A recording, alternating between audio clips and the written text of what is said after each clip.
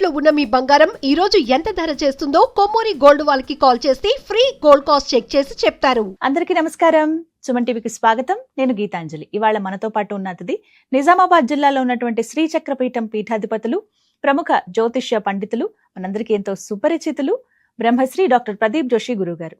గురుగారితో మాట్లాడదాం. గురుగారు నమస్కారం అండి. శ్రీమాత్రే నమః. శ్రీమాత్రే నమః. గురుగారు, చాలా సందేహాలు అడుగుతూ ఉంటారు ప్రేక్షకులు. అందులో ఎక్కువ మేనిఫెస్టేషన్ గురించి క్వశ్చన్స్ వచ్చాయండి. అంటే అసలు నిజంగా నిజం అవుతుందా? మనం అనుకున్నంత మాత్రాన అది జరిగిపోతుందా? కొంతమందిని చూస్తూ ఉంటే మేము ఇలా అనుకున్నాం, అలా జరిగిపోయిందని, అంటే అంత శక్తులు ఏమున్నాయి వీళ్ళ దగ్గర అనే ఒక మాట అంటూ ఉంటారు సరదాగా డిస్కషన్స్ లో.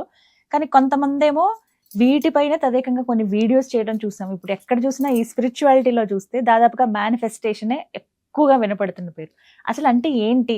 నిజంగా అనుకున్నవి జరుగుతాయా? ఇది ఎవరెవరికి సాధ్యం అవుతాయి?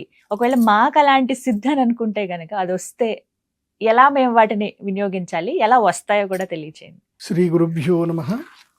శ్రీమాత్రే నమః. ఇప్పుడు మనము ఈ మేనిఫెస్టేషన్ అనే దానికి సంస్కృతంలో కరెక్ట్ పదం ఏదో తెలుసుకోవాలి. తెలుసుకుంటే మనకి ఇది పూర్తిగా అర్థమవుతుంది. మేనిఫెస్టేషన్ అంటే ఏంటి? సృష్టించడము అని వాళ్ళు అనుకుంటారు. సంకల్పం. సంకల్పం మనం ఏదైతే అనుకుంటూ ఉంటామో అది కూడా సంకల్పం కిందకినే అవుతుంది. మనము ఉద్దేశపూర్వకంగా అనుకున్నా, ఉద్దేశపూర్వకం లేకున్నా ఏదైతే ఉంటుందో అది సంకల్పం కిందకే వస్తుంది. మనకి ఇది మన మనస్సు ఇది కోరుకుంటుందో అది కూడా మేనిఫెస్టేషన్. మనస్సు యొక్క వికృతులు మేనిఫెస్టేషన్ అని కూడా చెప్పచ్చు. మనస్సు యొక్క వికారాలు, సకారాలు అన్ని కూడా, సంకల్పములు, వికల్పములు అన్ని దేని నుంచి సృష్టింపబడతాయంటే మనస్సు చేత సృష్టింపబడతాయి.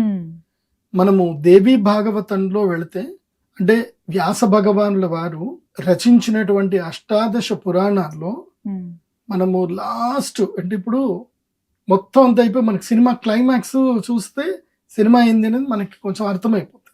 Climax is important. సో ఆయన అష్టాదశ పురాణాల్లో రాసిన చిట్ట చివరి క్లైమాక్స్ అధ్యాయం ఏమిటంటే మణిద్వీప వర్ణన. ఆయన చిట్ట చివరికి ఈ అష్టాదశ పురాణాలు రాసి అమ్మవారి తత్వాన్ని తెలుసుకొని, అంటే అష్టాదశ పురాణాల్లో నిజంగా మనకి అమ్మ అనుగ్రహం కలిగిందంటే అర్థం చేసుకోండి.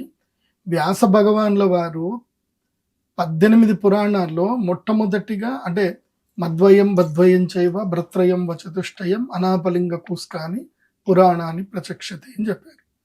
అంటే ఈ 18 పురాణాల్లో లాస్ట్కి రాసింది భాగవతం. భాగవతంలో చాలా మందికి కన్ఫ్యూజ్ అవుతారు. భాగవతం 2 భాగాలు, ఇది బాగా గుర్తుపెట్టుకోండి. భాగవతం అంటే కృష్ణ భాగవతమా, దేవి భాగవతమా అని అంటారు. కాదు, భాగవతం అంటే ఒకటే.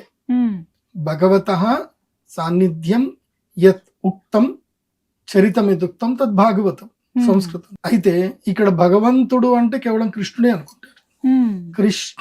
కృష్ణ ఇద్దరు ఒకటే. పద్మనాభ సహోదరి పద్మనాభుడు ఇద్దరు ఒకటే.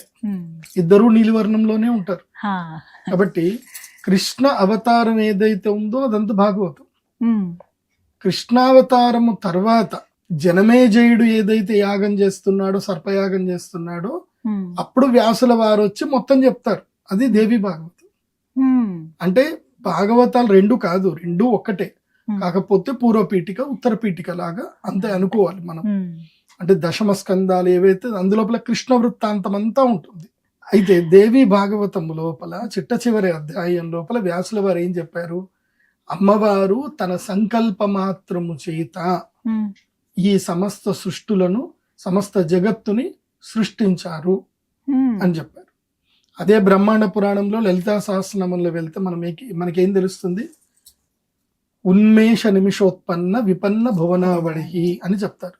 అంటే అమ్మవారు కను మూసి కను తెరిచే లోపల ఎన్నో సృష్టులు జరుగుతున్నాయి, ఎన్నో సృష్టులు నశిస్తున్నాయి, ప్రారంభమవుతున్నాయి, నడుస్తున్నాయి, లయమైపోతున్నాయి. ఇది ఉన్మేష నిమిష ఉత్పన్న విపన్న భువన ఆవళి. ఆవళి అన్నారంటే అర్థం ఏంటంటే వరుస.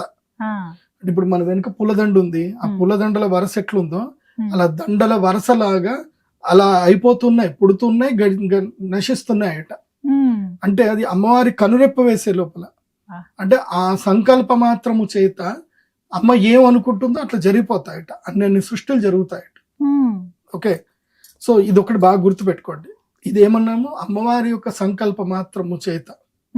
ఇప్పుడు ఫస్ట్ ఒకటి బాగా గుర్తుపెట్టుకోండి, మనం ఒక పెద్ద మామిడి చెట్టు దగ్గరికి వెళ్ళాం, మంచి తీయటి మామిడి పళ్ళు తిన్నాం, ఆ పిక్కలు ఉన్నాయి, ఆ పిక్కలు తీసుకెళ్లి మళ్ళీ పెట్టాం, టెంకలు పెట్టాం, మళ్ళీ మామిడి చెట్లు వస్తాయా రావా? వస్తాయండి. అట్లా మీరు 1,00,000 సార్లు పెట్టండి. ఫస్ట్ ఎక్కడ మామిడి చెట్టు ఏదైతే ఉందో అదే మామిడి పండ్లు వస్తాయా, వేప చెట్లు వస్తాయా? మామిడి పళ్ళే వస్తాయి కదా. అట్లాగే అమ్మ సంకల్పము చేసి మనల్ని సృష్టించింది. మనమందరం ఎవరము? ఆ మామిడి చెట్టు అమ్మవారైతే ఆ మామిడి చెట్టు నుంచి వచ్చిన మామిడి పండ్లమే కదా మనం అందరం. సో అమ్మవారికి ఏదైతే శక్తి ఉందో, అంటే మొదటి మామిడి పండు చెట్టులో మామిడి పళ్ళల్లో ఏదైతే టేస్ట్ ఉందో ఆ టేస్ట్ మీరు 1,00,000 మామిడి పండు అంటే 1,00,000 సైకిల్లో కూడా మీరు 1,00,000 కాదు 1,00,00,000 సైకిల్లో పెట్టినా కానీ మీకు అదే వస్తుందా రాదా? టేస్ట్ వస్తుంది. అంటే మనమందరం ఎవరు అంటే అమ్మవారి యొక్క అంశీ సంభూతులమే. మానవులము ఈ సమస్త సృష్టి అంతా కూడా అమ్మవారి యొక్క అంశీ సంభూతమే. అది బాగా గుర్తుపెట్టుకోవాలి మనం. అది గుర్తుపెట్టుకుంటే మనకి మేనిఫెస్టేషన్ ఏందో మనకు అర్థమవుతుంది. ఓకే, అందుకే మనకి దేవి సప్తశక్తిలో గనక చూస్తే యాదేవి సర్వభూతేషు శక్తి రూపేణ సంస్థిత నమస్తస్యై నమస్తస్యై నమస్తస్యై నమో నమః అని చెప్పారు. అంటే శక్తి రూపంలో ఉంటుంది. అలాగే ప్రతి ఒక్క భూతం లోపల మాతృస్వరూపంలో ఉంటుంది, జ్ఞానస్వరూపంలో ఉంటుంది, నిద్రాస్వరూపంలో ఉంటుంది. మనం ఆ దేవి సప్తశతిలో వచ్చే 4వ అధ్యాయంలో ఇవన్నీ చదవాలి. చదివితే మనకు అర్థమవుతుంది అమ్మవారి శక్తి ఏంటో. అంటే మనమందరం ఎవరము అనేది ఇప్పుడు మనం అర్థమవుతుంది. మనమందరం కూడా అమ్మవారి యొక్క శక్తి స్వరూపులమే. కాకపోతే ఈ సృష్టిలో ఉండేటువంటి మాయ చేత మనమందరం కూడా సంకల్పాలు చేస్తున్నాం. ఏవి మనకి ఏది అనిపిస్తే సంకల్పాలు చేస్తాం. ఇప్పుడు ఉదాహరణకి మనం గతానికి వెళ్దాం. ఇది మేనిఫెస్టేషన్ అనేది ట్రూవా కాదా అనేది.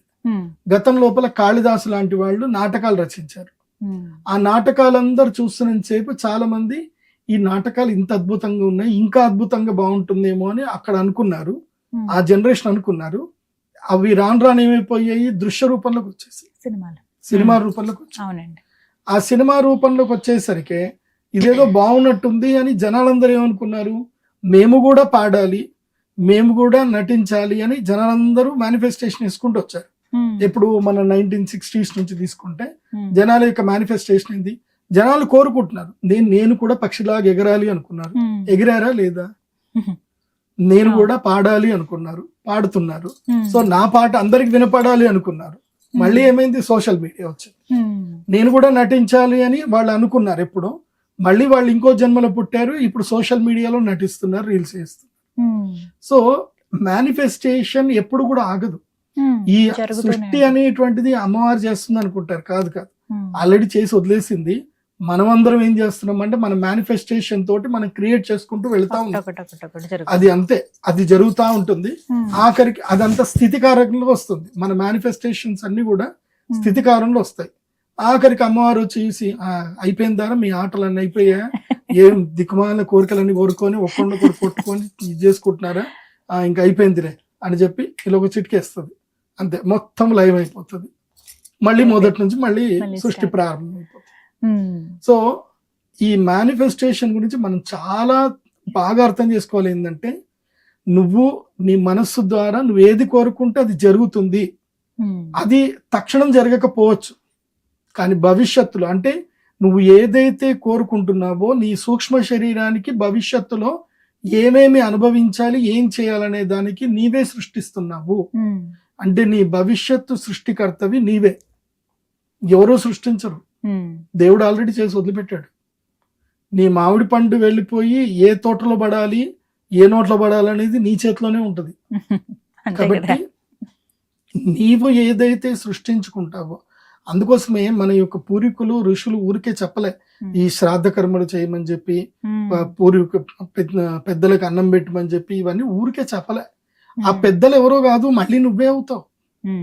నీ యొక్క ఇప్పుడు ఏదైతే నువ్వున్నావో ఒక 8 తరాల తర్వాత మళ్ళీ నువ్వే పుడతావు. 9వ తరంలో 9 ఉంటాయి. ఈ 9 మందే తిరుగుతూ ఉంటారు. ఆ వంశంలో ఆ 9 మందే తిరుగుతారు.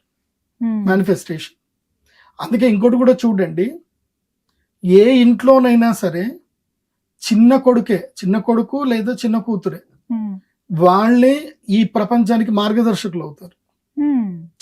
చిన్న పిల్లలే ఎక్కువ శాతం ఇంట్లో చూడండి, చిన్న కొడుకులు చిన్న వాళ్ళే ఎక్కువగా ప్రపంచానికి మార్గదర్శకులు అవుతారు. వాళ్ళు జాతీయం అవుతారు, అంటే దేశ సేవలో దేశానికి అంకితం అవడం అంటే వాళ్ళందరూ వాళ్ళే అవుతారు. ఎందుకోసం అంటే ఆ 9 మందిలోకి రారు వీళ్ళు. మళ్ళీ అమ్మవారు కూడా మళ్ళీ బీజాలు వేస్తూనే ఉంటది. ఎందుకోసం అంటే ఈ సృష్టి క్రమం లోపల మనం అంతా కూడా ఒక వైపుగా తిరుగుతూ ఉంటే మళ్ళీ ఒక శక్తి లాంటి ఒక అద్భుతమైన వ్యక్తుల్ని భూమి లోపల పంపించి మళ్ళీ ఏదో వీళ్ళందరినీ దారిలో పెట్టే ప్రయత్నం జరుగుతూ ఉంటుంది. ఇది అంతా కూడా అమ్మవారి యొక్క లీలా నాటక వినోదమే. అందుకే మేనిఫెస్టేషన్ ఈజ్ మోర్ పవర్ఫుల్. అందుకే దాన్ని మీరు వేస్ట్ చేసుకోవద్దు, చిన్న వాటి గురించి వేస్ట్ చేసుకోవద్దు. అంటే ఇల్లు గురించి అడుగుతూ ఉంటారు, డబ్బులు బాగా రావాలని, లేకపోతే ఆరోగ్యం బాగుండాలని, లేకపోతే మేము ఇంకా ఏదైనా ఉన్న స్థాయి నుంచి ఇంకా మంచి స్థాయికి వెళ్ళాలని ఇలా అనుకుంటారు కదా గురుగారు. వీటికి అసలు వద్దంటారా? అడగండి. కానీ జరుగుతున్నాయి కదా, కానీ జరుగుతున్నాయి చాలా మంది. కానీ అవి ఏమైపోతున్నాయి అంటే మళ్ళీ నిన్ను అక్కడ బంధిస్తాయి. ఓకే, నిన్ను అక్కడ విముక్తిని చెయ్యవు కదా, అది బాగా గుర్తుపెట్టుకోవాలి. నీ మేనిఫెస్టేషన్ పవర్ ఈజ్ డిఫరెంట్. నీ మేనిఫెస్టేషన్ పవర్